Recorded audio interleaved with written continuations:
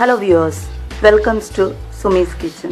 ഇന്ന് നമുക്ക് തക്കാളി വെണ്ടയ്ക്ക പച്ചയ്ക്ക് അരച്ച് വെക്കുന്നത് എങ്ങനെയെന്ന് നോക്കാം.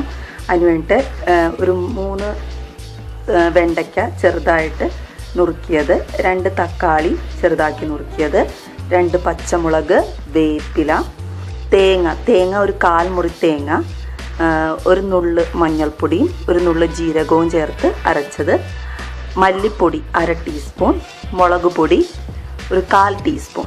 ഇത്രയും മതി. നമുക്കിത് എങ്ങനെയാണ് റെഡിയാക്കുന്നതെന്ന് നോക്കാം.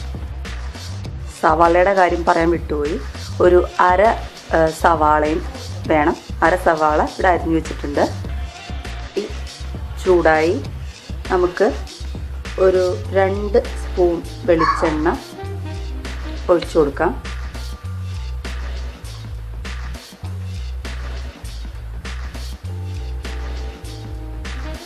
അതിലേക്ക് 1 സ്പൂൺ കടുക്,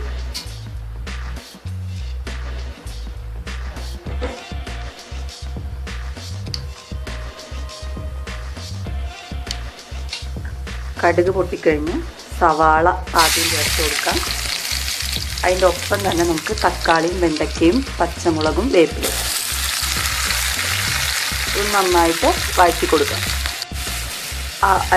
ആവശ്യത്തിന് ഉപ്പ് ചേർത്ത് കൊടുക്കാം.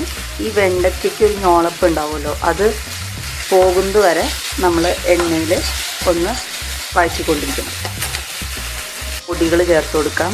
മല്ലിപ്പൊടി 1/2 ടീസ്പൂൺ, മുളക് പൊടി 1/2 ടീസ്പൂൺ, ഒരു 1/4 ഗ്ലാസ് വെള്ളം ഒഴിച്ചു കൊടുക്കാം.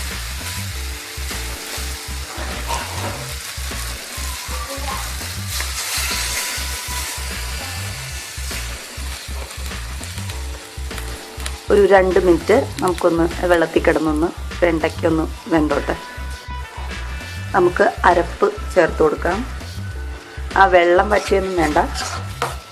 അപ്പം അരപ്പ് ചേർത്ത് ആവശ്യത്തിന് വെള്ളവും കൂടി ചേർത്ത് കൊടുക്കാം. ഇതൊരു ഒഴിച്ച് കറിയാണ്. അപ്പോൾ നമ്മുടെ പാകത്തിന് വെള്ളം കുറച്ച് നീട്ടിയെടുക്കാം.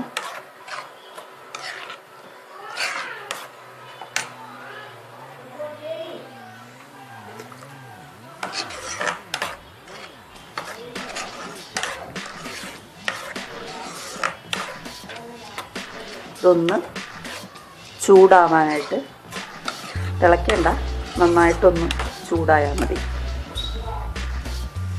അങ്ങനെ നമ്മുടെ കറി ഇവിടെ റെഡി ആയിരിക്കുകയാണ്. നമുക്ക് പെട്ടെന്ന് റെഡിയാക്കാൻ പറ്റിയ, വീട്ടിലെപ്പോഴും ഉണ്ടാകുന്ന സാധനങ്ങളാണ് തക്കാളി വെണ്ടയ്ക്കയൊക്കെ. ഇതൊക്കെ പെട്ടെന്ന് തന്നെ റെഡിയാക്കാൻ പറ്റിയ ഒരു കറിയാണ് ഇത്. എല്ലാവരും ഒന്ന് ട്രൈ ചെയ്യുക. Thank you viewers. Thanks for watching.